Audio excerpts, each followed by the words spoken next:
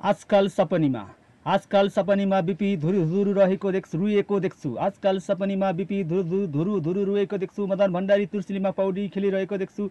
राजा महेन्द्र, राजा वीरेन्द्र राष्ट्रिय झण्डा चुमिरहेको देख्छु। आजकल सपनीमा मैले सोधे बिपीज्यू किन रुनुभा, उहाँ भकानिँदै भन्नुभयो। मैले सोधे बिपीज्यू किन रुनुभा, उहाँ भकानिँदै भन्नुभयो। बाबु मेरो सिद्धान्त नीति काङ्ग्रेसले पोलेरै खाइगयो। फेरि मदनलाई सोधे भण्डारी बा पौडिन म सहयोग गरौँ कि? उहाँ भन्नुहुन्छ आफ्नैले मलाई खसाले यहाँ, तैपनि खुसी साथ यी नदीमा बसिरहेथे। तर कम्युनिस्ट साथीहरूले नदी नै अरूलाई सुम्पेछन्। रसियाको लेनिन पुज्छन्, चीनको माहो पुज्छन्, मलाई बिर्सेछन्। आजकल सपनीमा महेन्द्र राजालाई सोधे। महेन्द्र भन्दै थिए पञ्चायत त्यागेर गल्ती गरे। वीरेन्द्र भन्दै थिए बहुदल दिएर गल्ती गरे। महेन्द्र राजालाई सोधे पञ्चायत त्यागेर गल्ती गरे। वीरेन्द्र भन्दै थिए बहुदल दिएर गल्ती गरे। पुर्खाको देनले राजत्व भइयो के दोष, देश नरहे हामी के राजा के नरेश।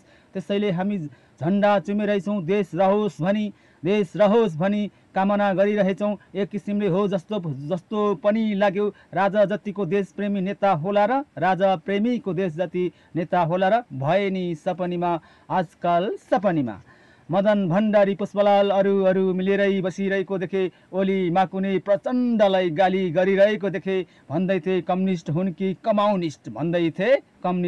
कमाउनिस्ट। यिनले हाम्रा नाउँ इज्जत सिद्धान्त क्रान्ति मिट्टीमा मिलाए। म उहाँहरूको कुरा सुनिरहे, टाउको हल्लाइरहे।